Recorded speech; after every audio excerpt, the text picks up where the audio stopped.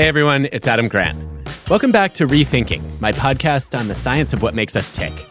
I'm an organizational psychologist, and I'm taking you inside the minds of fascinating people to explore new thoughts and new ways of thinking. My guests today are two of the brains behind some of my favorite films. Ed Catmull is a computer animation pioneer. He co-founded Pixar and served as the longtime president there as well as at Disney Animation. Ed is the author of Creativity, Inc., which in my opinion is the best book ever written about building teams that build great ideas and cultures that enrich them. An expanded edition of Creativity, Inc. just came out, and it's filled with new stories and insights. Pete Docter is the chief creative officer at Pixar, and an accomplished director, producer, screenwriter, animator, and voice actor. The first film he both wrote and directed was Monsters, Inc., and he went on to become the first person ever to win 3 Oscars for Best Animated Feature, for Up, Inside Out, and Soul. I've learned a lot from Pixar over the years, and Ed and Pete worked together for decades, so I couldn't wait to talk with them about making creative magic in teams where people have strong opinions. And of course, about working with Steve Jobs. Adam, have you and Ed met before? We have. We've met several times. Okay. And Ed lived to tell the tale. Yes, I'm still around. And he's willing to talk to you again, which I take as a good sign. I mean, we'll see. We'll see what happens today. I've had a few conversations before, so I'll do my best. I feel like we need to set the scene a little bit. Ed, you co-founded Pixar. You ran it for many years. How did this come to be? For me, it's a journey that took more than 50 years. And it started with something which was, I'd say, very lucky in that my first teacher of computer science was Alan Kay, who later received the Turing Award.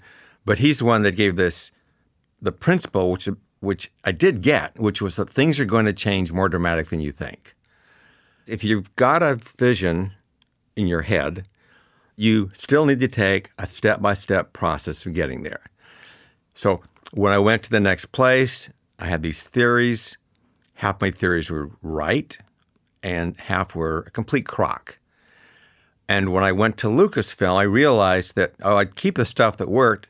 I was going to try some new theories, but I'll bet that my ratio of wrong to right was probably going to stay the same for the rest of my life, which is true. And I don't know what the actual number is, but I do think it was important to believe and understand that I was wrong more than I thought I was. We didn't even know we needed that when we started. I know. That's the whole point. Of you don't know, and then you find it and say, oh, this is gold. Yeah. Well, you were talking from a scientific standpoint, the idea of solving problems one step at a time. It's exactly the same in the creative end of things. I think people generally have this idea that, there's a genius like Walt Disney and he's just lying in bed, Dumbo, and he has the whole thing in his head. And really, it's one step at a time. I have an idea about a Dumbo who maybe could fly with big ears. Well, where would he live? Well, maybe let's try the circus. And having met the guy who came up with that story, it's the same thing they did then as we're doing now. It's problem solving one step at a time. Pete, you've said that directing, and I think this might be true of creativity more generally, is like going into a long, dark tunnel. Oh, yeah. I fall for this every single time. There's this delusion that this time I'm going to solve it right off the bat. This time the vision is clear. So at the very beginning, you're like, okay, this is going to be great. And you get in just enough into the tunnel that the light starts to disappear from where you came, and then it's just all dark. And that stays the case for a long portion of the journey. The thing is, the colleagues around it understand that. You've got the thing in your head, and once you get lost, who helps you get unlost? Because so many times, and this is something we talk a lot about too, is like, given that you could change anything at any time, which you can, what are you going to hold on to? Because if you don't hold on to anything, it's just a slippery fish, whatever analogy you want to come up with, it's not good. You have to hold on to something. And yet, there are times inevitably that I think you have to let go, even briefly, of the things that got you into it, the things that seemed like that North Star that you were holding on to, if only to prove that, yes, indeed, that is the North Star. What does it mean to hold on to something tight and also be willing to let it go? Like, these are contradictory statements. Yeah. That's why it's hard. And Pete can do that. It's like, okay, they're both true. Well, that was something that Steve Jobs modeled time and again, and you probably saw more than I. He would, what was he called? The strongly held beliefs held loosely, right? Although I don't remember him saying that. Okay. I do know. It's just my interpretation, because he would like go at it, right? If he believed something, he would pitch it with 100%. And then if he decided that was wrong, throw it out. He said at one point that if he dies and comes back, he'd like to come back as a Pixar director. Yeah. And he really bonded with the directors because he understood the concept that you commit to something. You really commit. And when it doesn't work, you let it go. Yeah. With Steve's force of personality, they think when he's committing, it's like he's really, like it's an overwhelming That's the law commitment. now. Yeah, we better nail that to the door of the church, you know? This is what's always bothered me about the idea of having strong opinions weakly held, is when you express an opinion strongly, people don't know that you're holding it weakly. They think it's a deep conviction. They think it's a gospel. Yeah. Well, and you're right, Adam. Unless somebody lays down the ground rules, how are you supposed to know? What if I argue with the boss and he thinks I'm cutting him at the knees and I get fired? I mean, that could happen too, right? I think that what you're describing is something I've come to call a challenge network as opposed to a support network. The group of people that you would say are core to your brain trust, who hold up a mirror and help you see your blind spots more clearly, who bring you the critical feedback you did not want to hear, but you desperately needed to hear. And I think this is so central to the creative culture that you've built at Pixar. How did the two of you shape that? How do you set those ground rules so that people are not afraid to disagree? As the brain trust was being developed, and originally it was 5 people, or maybe 6, I think, the very first time. But then it evolved because the thing that it was built for was as the feedback mechanism for the director. And it didn't quite do that because they were also lost in the vision of the director. So they weren't objective about it. But we found that it was an incredibly valuable feedback tool. So it evolved into a way of running certain meetings, not all meetings, just these meetings to help solve problems. I know on Up, when I was working on that, it was a particular tone and reality that we were setting in the film with a old man who flies his house. So what we did instead was to go back and say, well, let's have Carl as a balloon salesman. His cart starts to float up into the air. If you remember, that's very subtle in this montage at the beginning. But what that did, little things like that, I think we had 1 or 2 more, that just set up, okay, these are the sort of rules we're playing with in this world. So instead of being quite as literal as Brad was talking about, we were able to take the spirit of what he's going after and solve it in our own way. Part of what's interesting about that example is I think oftentimes when people bring in dissenting voices or they invite a challenge, they think then that if they don't listen to the feedback, they're being defensive. And what I always want to remind people of is, listen, the reason it's helpful to have that kind of sounding board is they have psychological distance. They can see problems that you can't. But because of that distance, they often don't know what the right solutions are to those problems. And so the brain trust is often more helpful at diagnosing a problem than at fixing it. That was certainly true of Disney early on. We always felt like we have the benefit of making a movie with Disney. So we'd fly down, we'd get great notes, and often they would offer up suggestions, and we'd be like, ooh, boy, that stinks, you know. But we would fly back and we could be like, all right, how do we want to solve this? And I think that's what they wanted anyway. They're just trying to help by offering up some solutions. And that's certainly what we're trying to replicate here. I'll usually, even if I'm directing, I'll offer up, here's what I would do. That's just my dumb idea. The spirit of it is I'm trying to get to this. You know, the more you can articulate the underlying emotional reason for something, I think the more helpful those things are if people understand that. This goes to one of your most counterintuitive philosophies, which is, Ed, you like, or at least you tolerate complaining. There are always people who complain. Whether you like it or not. Like it or not. And at first there's a recognition that they do see things that I don't see. All right. I just don't know everything, and I can't know everything, and they have a view of things that I don't have. Now, I also can see things they don't see because I'm dealing with a different group of people. So what it means is they might be right, I might be right, or there's some combination, or you have to make a choice because you can't have it every which way. But the critical thing is if somebody pokes their head in the door and they've got something that is wrong, I do need to listen. And I need to hear them out. So while I will learn things, and sometimes it does change what I see, I actually think one of the most important things is that it's just accepted that they're seeing things and they need to be heard. And basically at every level, it's like people are participating. I mean, we're doing this together. And if people see things different ways, what you want is to know that the other person values what you've got, even if we can't do it that way. Yeah. And likewise with the films, what makes the outside force valuable, like we had at Disney, was that we knew they wanted us to succeed. So as long as we know they want us to succeed, and that's their motive, not something else, but that's their motive, then that gives their observations a great deal of power for us. Sometimes I think that it's still hard for people to bring complaints to the table. You created what I think is a really clever solution to this problem called peer pirates, which is a great label, by the way. The interesting thing about this particular thing is that we took the suggestion as they gave it, and so somebody was picked from every department, and they made their issues for their department known. And when we did that, we then said to the peer from each department, okay, you pick somebody in your department to represent your whole department, so like 5 or 6 people, small groups. Then they would come in and then they would focus on the needs for their department and go through all their issues. We got a view that we didn't get before. And that's what we were looking for. What are people seeing and believing that we're not seeing? Because if we walk in the room, it changes the dynamics. We don't want to change the dynamics. We want to hear it. But how do we make it safe for them to do it? Well, something I've always been curious about you, Ed, is how, like most people, at least I'll speak for myself, when people load on you and tell you what's going wrong, you take it very personally, and so you don't really want that.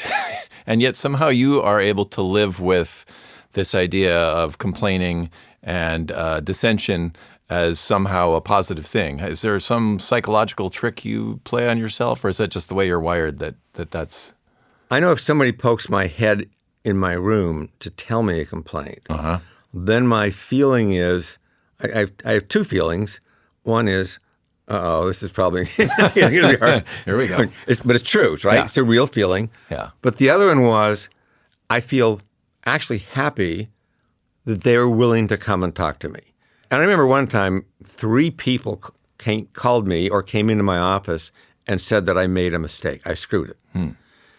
And my feeling at the time was that I was so happy and lucky that they're willing to tell me that I said something which wasn't helpful. And it got me to rethink also the thing I had thought. There was another time that I think this may have been Cars 2, which came out, didn't do so well. At any rate, whether it was that or something, all of us felt like we have a major problem. And for a lot of us, it was very dark, gloomy, like a sense of oppression. And for Ed, he was almost buoyant, like, oh boy, a problem to solve. And I always thought, okay, it must be that you sort of lead with a sense of curiosity for those kind of things. You've had a career as a creative scientist, observing and affecting this whole experimental project, but looking at it very analytically, getting in and stepping back and going, how do we affect change in this? The outside world likes the simplified story. The reality is, as you know very well, it's really like this mesh of people and this network that solve these problems. And it's hard to convey to the outside world the depth of appreciation or the contribution of all the friends around who are all aligned in trying to solve a difficult problem. Well, it's interesting to me, Pete, that you frame this as a question about a psychological trick. Because, first of all, as a psychologist, I'm not a fan of tricks in any way, shape, or form. I just can't get on board with that. Call it a skill. It's a skill. Thank you. But I think the skill stems from character. And Ed, if I can embarrass you for a second, a number of people who have worked with you closely and know you very well have said, listen, the reason this is easier for Ed than the rest of us is because, Adam, Ed exemplifies everything you've spent your career studying. He's a giver, not a taker. He's always trying to figure out, how can I make other people better? He's a humble, curious rethinker who doesn't worry about being wrong, but wants to get it right. He's an original. He has no attachment whatsoever to the status quo and is basically highly motivated to find a better way whenever there is one. I'm like, yeah, you are all those things, Ed Catmull. And that makes it really easy. It doesn't require a trick because the skill is built into your values in some ways. I guess I would say it's a trick because I do feel like all of us operate from a sense of fear and insecurity at some level. Or maybe I'm just exposing my own inner demons here. But I think everybody, even people who appear super confident, sometimes are doing that to compensate for that deep insecurity. And I'm always curious, like, where is that on Ed? As a storyteller, you're always trying to find like the vulnerability in the character because that's what makes them relatable. And so I'm always curious about that. I wanted to zoom in on the response you gave on that note, which is you feel the threat or the ego blow. You're human, but you also are grateful that they told you. It seems like that is where the skill comes in, to say there are dueling emotions there. I want to focus more on the gratitude than on the threat. I've never kept it secret, but most people aren't aware of, even here at Pixar. But I was president of Pixar 3 times, which meant that I was unmade the president of Pixar twice. Was that Steve Jobs both times? Yes. Yeah, predictable. We start, and I'm the president of the company, and the truth was nobody knew what they were doing, from marketing to sales to manufacturing. Is that making the image computers? Yeah, we're making the image computer. And Steve had never had experience with a high-end product before. So he said, you don't really know enough to be the president, so I need you to take a different role, like this CTO, and I want to bring in somebody else as president. So I brought in he was a very nice guy, and we got along very well. But it was actually a painful thing to go through because I knew he was right. And because he was right, say, okay, I can live with that. I want to let go of the long-term vision. And then we weren't really making it in the hardware business.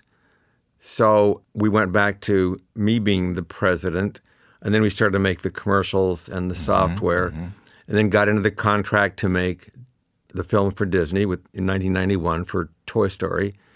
And then as we got near the end of it, Steve wanted to take us public. And he said, well, as we go public, you don't really have the experience to be the CEO of the president of a public company. So again, that was not fun. You weren't, by that time, you're like, all right, well, we'll see how long this lasts. Maybe a year and a half in or something like that. Steve came to me and says, okay, now you're ready to be president again. So then I was a president, only this time when he announced it to the company, they all kind of scratched their heads and said, I thought he already was the president. Exactly. I remember that. No. Ed, did that make you feel like an imposter? It wasn't that I ever felt like an imposter, but I did have a recognition that I wasn't like the people who were the presidents of other companies, where I knew the people pretty well, and I wasn't anything like them. So I knew that I didn't have the skill set or the public persona that they did, and I wasn't likely to get it. But having gone through that, I could then recognize that one of the things that happens to a lot of people when you actually get the role, that the actual job you have isn't what you thought it was. And Pete went through this too. It's like... You're imposing imposter syndrome on Pete? Just Pete, I feel like we should get your consent for that. No need for imposition. I wear it every day.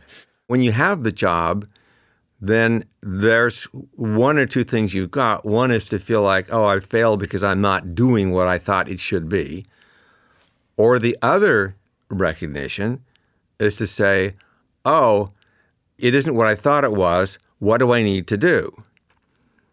And frankly, not every director actually was able to do that, or every leader was able to do it. But for a lot of them, it's like, I'm going to do what's needed to get the job done. I don't need to be like somebody else. There's the story cliche, which is be yourself. Just be true, authentic to who you are. It's not quite that simple. For me as a director on Monsters, the first thing I did, I was taken out of my comfort zone every day. I was not used to addressing people and saying, all right, here's what we're going to do. But that's the sort of clarity that is required of the job. So you have to step out from where you were, but then do it in some way that's authentic to you. I remember people trying to be helpful saying, in these situations, and what I would hear from them is, you're a failure, So I think what you have to, in the long run, figure out, like, okay, again, what's the spirit of the note? What are they trying to get to? And how can I do that in a way that feels comfortable and authentic to who I am? I want to come back to Steve Jobs. because I think, Ed, you worked for him longer than anyone else that I can count. Yes. Pete, you had a chance to work with him from the very early days, for better or worse. I've heard a lot of stories about how he evolved into, I don't want to say kinder, maybe less, I would say that. a less cruel version of himself is the No, less actually, charitable. No, I think the stronger story is that Steve, whom we knew at the beginning, we saw the behavior that resulted in being booted out of Apple in a very public and humiliating way for him. But he still had that behavior. The first version of Pixar, we failed as a hardware company, and next failed as a company. Now, in both cases, he had something of great value. That is, there was this team that had been built at Pixar. That's when Pete came in and Andrew came in, and there was a bonding that took place. And Steve recognized that was of great importance. And next, they had this operating system called, Next Step. It's based upon Berkeley Unix, and that was of great value when it resulted into the return to Apple. So around the early 90s, when we were working on Toy Story, and he also got married to a wonderful woman and, had kids. He went through a fairly dramatic change and he became kinder and more empathetic. Now, he was always passionate and always had that persona. That didn't change. But he did have the empathy and kindness. And I didn't even see it before. I didn't know if he could change that way, but he did. But once he did that in the early 90s, the people who saw that stayed with him for the rest of his life. So the public story about him, the stuff that's written, didn't even have access to that story because nobody was talking about it. Mm-hmm. So the story gets skewed. And the reason I think it's an important story is that it's more like the classic hero's journey. And the person who came back to Apple to turn it around was not that thing that's done publicly. It was that changed person. And the important thing to realize, it was the changed person who had those abilities to make this amazing impact in the world. So that's what we were seeing. It's interesting to hear you narrate the temporal arc because I've heard that even though it was a more generous, more caring Steve Jobs that came back to Apple, Pixar got a better version of him than Apple did at the same point in time. That late 90s Steve was more likable and more helpful at Pixar than he was at Apple. So I want to know what the secret sauce is. How did you guys bring out the best in him? Yeah. I thought we got a better Steve Jobs even earlier than that in the 90s. Is that true or not? Part of this phenomenon was that Steve actually recognized that the directors on a film were doing the kind of thing which he got and he liked. He loved it when people really committed to something, and then when it didn't work, they changed what they were doing, and that we'd set up a system to get the feedback. He loved that. The only time Steve would see the meetings, because Steve never came to a Brain Trust meeting, because he knew we had a delicate kind of dynamic in the meeting, and he recognized in himself that it wasn't possible for him to be in that room without screwing up the dynamics in the room. So that was a self-awareness. So when did he see the films to give us feedback? It was at the board meetings. So the night before a board meeting, Steve would call me up and he would say, "How's it going?" Leading question. A leading question. But I would only say one of two things. I would say, "It's actually going well." And he'd say, "Oh, great." End of conversation. Or I would say, "We have a problem." End of conversation. I never, ever did I tell Steve how to think. It was part of our relationship. I could be very stubborn, but I never argued with him. So if we disagreed, then that disagreement may last over weeks, but it was never resolved by arguing. But I never believed that if somebody has a powerful personality or has a lot of power, that makes them right. But the weird thing I saw, because I was in every one of these meetings, is there was nothing that Steve ever said that had not been said by the other directors or people in the Brain Trust. but they also learned how to ignore each other. It's one of the phenomena in a group. Like, you get to know each other really well, and you also know likely what they're going to say, so you sort of write it off, and then you don't hear it. You couldn't ignore Steve, though. No. So. No, yeah. He was super articulate and clear and strong in the way he would state things. I remember once seeing him in a bathroom somewhere and talking about some completely small topic, and he said, well, there are three things involved here. It was as though he had rehearsed it or thought about it. He just always had just a real gift with expressing himself in a very clear way, unlike I'm doing right now. He would say, I'm not a filmmaker, which I've seen so many people in positions of power, they think it's their job to have the final say.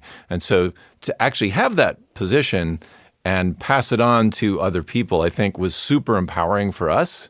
It made us more receptive to his notes. And it also gave us a little bit more pressure because we realized, oh, there's nobody I can point to. This is on me. My colleague Brad Owens has, from his research, labeled Steve Jobs in those kinds of moments as a humble narcissist. It's such a paradox, and I don't love the use of the term narcissism here, but what's intriguing about it is that I don't think, from my outside perspective, Steve Jobs became any less grandiose in his vision or his estimation of his capabilities. But he did add in a sprinkle of humility. He knew what he didn't know in ways that were clearly not present earlier in his career. I think it's really interesting to recognize that even somebody with an abundance of confidence can develop the self-awareness to say, you know what, I'm in one of my areas of ignorance right now, and I should probably acknowledge that so that the room doesn't put too much stock in what I say. Yeah, and I think one of the things people miss even about him at Apple was that he wanted people who disagreed with him. Because as you all know, you know the history there, is that he originally thought they should do the iPad first, followed by the iPhone. But it was his people that convinced him he was wrong, and he went with them and said the iPhone comes first. But he was adamant that he wanted to have that Apple provide the apps for it. His own people didn't agree, and he overrode them. But within a few months of the phone coming out, he recognized that they were right, and he changed his mind. Now, the point of all this was he had people around who didn't agree with him. He wasn't getting rid of people just because they disagreed, because he disagreed with them or he thought they were wrong. He actually wanted them. And that's the thing I think that people were missing about how this dynamic works is you really want to value the people, even if you think they're wrong, you want them there to be pushing because we're doing this as a group. We all have this ownership in whatever these solutions and these problems are. Often I will be kind of fuzzy on whether I believe something until someone pushes me on it.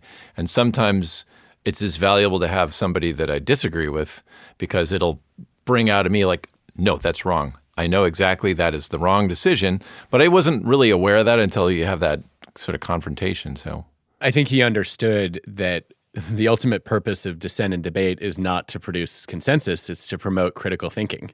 And sometimes that critical thinking crystallizes your own ideas. Yes, and we've gotten in the traps, well, this person is the complete package. Only to realize, no, they're not, actually. They're brilliant at some things, like 2 or 3 things. But because they're brilliant at those 2 or 3 things, that's getting in their way of actually solving their real problems. Sometimes people come up with these really amazing pearls, but a movie is not a string of pearls. All right? So you can admire every one of these amazing pieces, but if that's not the same thing as holding together and how it works. Lightning round. Tell me something you've both rethought about creative culture. Inside Pixar, even though we don't shy away from the term if something goes wrong, people don't use the terminology of failure. They refer to it as, this doesn't work, what do we do to fix it? And there's one thing I just was like, I didn't actually get it right the first time. Instead of saying it needs to be safe to fail, it's like, no, we have to think about it as, what did we do that didn't work and what do we do next? I kind of love that you failed in your analysis of failure. You meta-failed. It's true. Mine's a super psychological one. People say, oh, I had an idea. My idea is this. And now I kind of feel like None of these I can take any credit for. It's not like I can work harder and have better ideas. Like I guess the Greeks I've read had an idea that they wouldn't say, you're a genius. They'd say, you have a genius. And so the more you can kind of like open your head to the ideas coming through you seem more accurate to me than earning it or doing it yourself. Excellent. Worst career advice you've both gotten? Oh, wow. Oh, I received a lot. Oh, yeah? This is when we started Pixar, really. It's like, focus, focus, focus. What the hell does that mean? It's not even the problem. I can focus. What am I supposed to focus on? And that's just one that pops to my head. I remember in high school writing class, my teacher literally wrote across the top of the paper, you seem to think you can get away with bad writing because you like to draw cartoons. It wasn't even you're good at drawing cartoons, it was you like to. I was close to when I first got nominated for an Oscar for writing to say something for, but I didn't. Vindication. Yeah. What do you think is the most underrated Pixar movie? I think that A Bug's Life was underrated. That seems to be the consensus, yeah. Yeah. We still have Bug's Life Appreciation Day here at Pixar because nobody talks about it, but the animators have a big shindig that day, the day it came out. Do you know that? It still goes on. No, I did not know that. Yeah. I did not know that. Yeah. I'm glad. Yeah. It's appreciated here. Yeah, exactly. Amazing. Okay, and then a question you have for me as an organizational psychologist about the future of Pixar. Oh, so at the beginning of like Toy Story, we had all these people who provided different points of view, didn't try to be what the other person was doing, and yet somehow came together in a way that supported and lifted everything. If you don't have that organically, how do you get it? Well, I think most people try to solve that problem through team composition, right? The thought is, all right, we're going to go out and find the perfect talent, and we're going to build a dream team. We need the Avengers, or we need the Justice League. My read of the evidence is this is actually not a selection problem, it's a culture problem. Empirically, who you have in the team is less important than how the team is run. This has been shown in field studies and experiments. Google also found it when studying their high-performing teams against the rest. The lesson fundamentally is you need to create a dynamic whereby a group becomes more than the sum of its parts. You all know this. You've lived it. And that means you have to understand what each part is able to contribute that elevates the group. And I don't think we spend enough time on that. I think we get a group of people together, we assign them to roles, and we assume that the role that they got was the one that was going to leverage their creative talent. And very often it's not. So I want to do a much deeper dive into what does this person bring to the table? How do we create an environment where we can see the skills they have that aren't in their job description? Good answer. The difficulty is I've tried to explain certain things to people, and I've basically felt like a lot of things I was not able to get the message through, or they won't understand what I said. And I don't know, Pixar is an accessible story to talk about some principles, but then they're thinking it's more about making films, not understanding that it's how one thinks about a culture. But I've often felt like I wasn't able to actually make the connection, and it's just been difficult to even think how to do that. I have a thought on that, which is I think the most underrated skill in culture building and shaping is storytelling, which happens to be a skill that you excel at much more than I do. But I don't think we spend enough time telling our culture stories. I know, Ed, you were involved in a project not too long ago where you collected some of the stories of the archetypal moments that have shaped Pixar culture. And my question is, what are you doing with those stories? Because we know that values are communicated through the stories people tell. They're also created through the stories people tell. And I wonder how much of Pixar's storytelling muscle has been applied to the internal work of, sustaining and strengthening a culture. Well, it's tricky because a lot of the stories here, it's like personal information. Right. I think it's true with a lot of companies, even though they're successful and people talk about it, but they tend to be more about what they did that were right and stay away from the sort of painful things. It's partly because they don't want to embarrass people or because it's like using them as fodder to tell stories. And then that would actually not be good either. I think it's interesting that stories so often are focused on successes and not failures. That's a problem, obviously. But also, I want stories to focus on principles, right? Here's a story when somebody upheld a value. Here's a story when somebody violated a value, without naming names, but this is what that looks like. And I think this is timely because I don't need to tell you, you've seen the headlines that people are claiming that Pixar has lost its creative mojo. And it's really easy to get defensive and blame the decline of theaters, the competition in animation, the ruthless critics, the lack of audience appreciation for originality. Nobody makes all their shots. If you were to put all that aside, how do you think about internally changing that dynamic and rejuvenating the creativity that's made Pixar great? When people talk about what's it like at Pixar or whatever, you say, well, which Pixar? There's been at least 5 that I've been a part of. And we're going through a radical change here right now. We're seeing a lot of new voices, which is great. It also means that finding the new working method of how everyone interfaces and connects with each other is going through changes as well. It's very tricky, and it's a moving target. It's not like you can do this once and be done. It changes, and I think that's the other thing just about human nature is that we're constantly outwitting each other. Once we think we have understood each other, there's another whole level, another basement below the basement. So you're constantly learning and discovering more about how people work and how to work better with people. I mean, there really hasn't been a time when we've had various problems. Some are more internal and some are external. And then you come together and say, okay, we have to fix this problem. That's what we do. That's never changed. It was one of the things I was just trying to say in the book is like, this never goes away. Mm-hmm. You don't actually reach the stable point because there is no stable point. A successful group is fundamentally unstable. If you recognize the instability, that means, okay, we're continually adapting and changing. And when something doesn't go the way you thought it was going to go, okay, what do we do? But that's what we apply to life, to everything we're doing. And let's take on the next problem. Because they're coming, what do we do when they come? Beautifully put. It reminds me of the metaphor of truing a bicycle wheel, where you spin it and you find the spoke that sticks out, and then you move it into alignment. And then you spin it again, and there's another spoke sticking out, and the process is never done. Mm-hmm. Very true. Well, thank you both. This has been a joy. I've learned a lot. Appreciate you taking the time. Cool. Thank you. That was fun. All right. Thank you, Adam. Thanks, Appreciate Ed. it.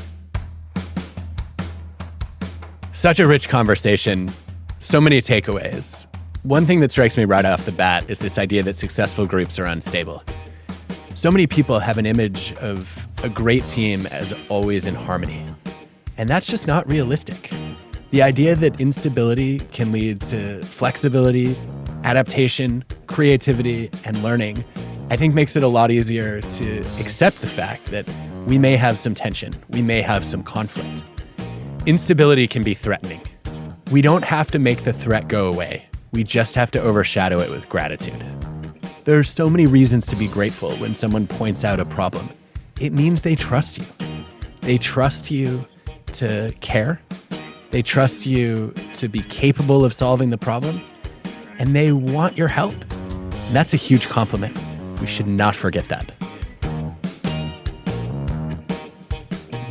For more on Pixar culture, check out our work-life episode, The Creative Power of Misfits. ReThinking is hosted by me, Adam Grant, and produced by Ted with Cosmic Standard. Our team includes Colin Helms, Eliza Smith, Jacob Winnick, Asia Simpson, Samaya Adams, Michelle Quint, Ben Cheng, Hannah Kingsley Ma, Julia Dickerson, and Whitney Pennington Rogers. This episode was produced and mixed by Cosmic Standard. Our fact checker today was Kate Williams. Original music by Hansdale Sue and Allison Leighton Brown.